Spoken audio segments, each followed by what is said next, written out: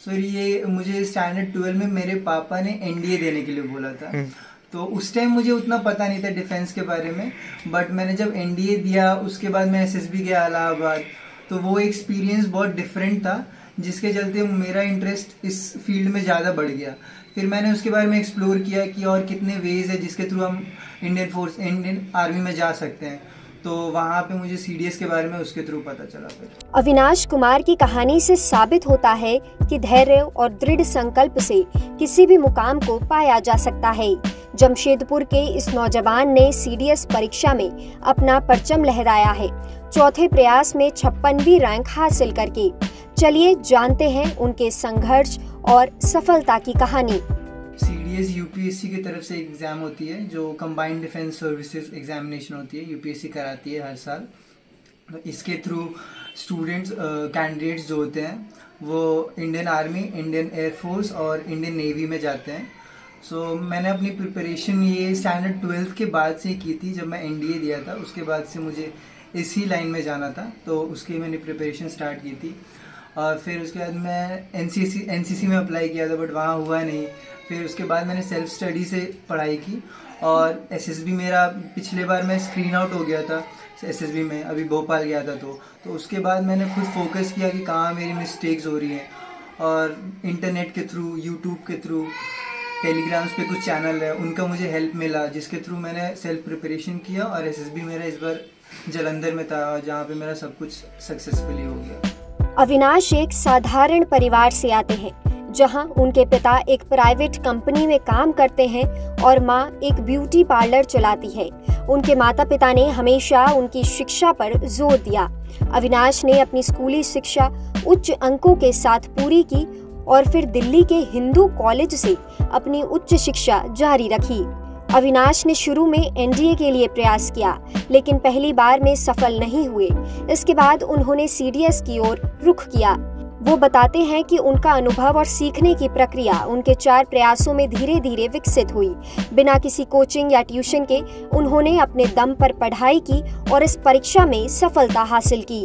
मैंने अपनी प्रिपरेशन ये स्टैंडर्ड 12 के बाद से की थी। जब मैं एनडीए दिया था उसके बाद से मुझे इसी लाइन में जाना था, तो उसकी मैंने प्रिपरेशन स्टार्ट की थी। और फिर उसके बाद मैं एनसीसी में अप्लाई किया था, बट वहाँ हुआ नहीं। फिर उसके बाद मैंने सेल्फ स्टडी से पढ़ाई की, और एसएसबी मेरा पिछले बार मैं स्क्रीन आउट हो गया था एसएसबी में, अभी भोपाल गया था। तो उसके बाद मैंने खुद फोकस किया कि कहाँ मेरी मिस्टेक्स हो रही हैं, और इंटरनेट के थ्रू, यूट्यूब के थ्रू, टेलीग्राम्स पे कुछ चैनल है उनका मुझे हेल्प मिला, जिसके थ्रू मैंने सेल्फ प्रिपरेशन किया। और एसएसबी मेरा इस बार जालंधर में था, जहाँ पे मेरा सब कुछ सक्सेसफुली हो गया। आखिरकार चौथे प्रयास में अविनाश ने सीडीएस में 56वीं रैंक हासिल की और अब उन्हें भारतीय सेना में शामिल होने का मौका मिला है। वो आईएमए देहरादून में 18 महीने की ट्रेनिंग के बाद लेफ्टिनेंट के रूप में अपनी सेवाएं देंगे। अभी तो 2 मंथ में मेरा ज्वाइनिंग है, तो इससे पहले मुझे थोड़ा मसल गेन करना है, क्योंकि मैं तैयार होना है मुझे फिजिकली भी अपने ट्रेनिंग के लिए और आगे की लाइफ के लिए। तो उसके लिए मैं प्रिपेयर करूँगा, और आगे मैं अपनी कोशिश करूँगा कि ट्रेनिंग में भी अपना बेस्ट दूँ, और जब कमीशनिंग हो तो as one of the best cadets बाहर निकलूँ। अविनाश ने बयान दिया कि मैंने अपने पिताजी के कहने पर एनडीए की परीक्षा में बैठने का फैसला लिया। पहले अटेम्प्ट में तो मैं रिटर्न में पास हो गया था, लेकिन ग्रुप डिस्कशन में बाहर हो गया। मैंने एसएसबी इलाहाबाद में 5 दिन बिताए, जो मेरे जीवन के बहुत खास दिन थे, क्योंकि उन्होंने मुझे वर्दी के प्रति मेरा प्यार और बढ़ा दिया। सर ये मुझे स्टैंडर्ड 12 में मेरे पापा ने एनडीए देने के लिए बोला था। तो उस टाइम मुझे उतना पता नहीं था डिफेंस के बारे में, बट मैंने जब एनडीए दिया उसके बाद मैं एसएसबी गया इलाहाबाद, तो वो एक्सपीरियंस बहुत डिफरेंट था, जिसके चलते मेरा इंटरेस्ट इस फील्ड में ज़्यादा बढ़ गया। फिर मैंने उसके बारे में एक्सप्लोर किया कि और कितने वेज है जिसके थ्रू हम इंडियन आर्मी में जा सकते हैं, तो वहाँ पे मुझे सीडीएस के बारे में उसके थ्रू पता चला। फिर मैंने कंबाइंड डिफेंस सर्विस की तैयारी शुरू की और चौथे अटेम्प्ट में मैंने 56वीं रैंक हासिल की। इस सफलता को पाने के लिए मैंने किसी कोचिंग या ट्यूशन की मदद नहीं ली, बल्कि पूरी तरह से सेल्फ स्टडी पर भरोसा किया। ये मैं बहुत सेटिस्फाई हूँ इससे। एक्चुअली ये मेरा सपना था, तो वो सपना आज पूरा हो रहा है।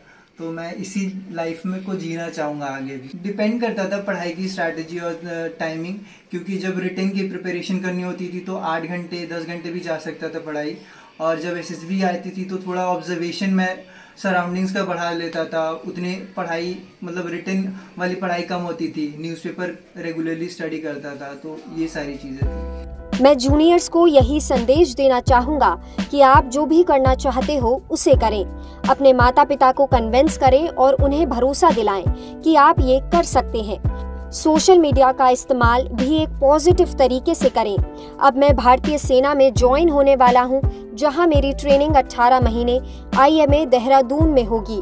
उसके बाद मैं लेफ्टिनेंट के पद पर कार्यरत हो जाऊंगा। लोकल 18 के लिए कोटा से शक्ति सिंह की रिपोर्ट। ज्वाइन होने वाला हूं, जहां मेरी ट्रेनिंग 18 महीने IMA देहरादून में होगी। उसके बाद मैं लेफ्टिनेंट के पद पर कार्यरत हो जाऊंगा। मैं यही बोलूँगा कि आप अपने पे भरोसा कीजिए, अपने पेरेंट्स को कन्विंस कीजिए, जिस भी आप लाइन में जाना चाहते हो उसके लिए आप अपने पेरेंट्स को कन्विंस कीजिए और अपना विश्वास दिखाइए कि हाँ मैं कर सकता हूँ, और फिर everything will be framed for you. Local 18 के लिए कोटा से शक्ति सिंह की रिपोर्ट।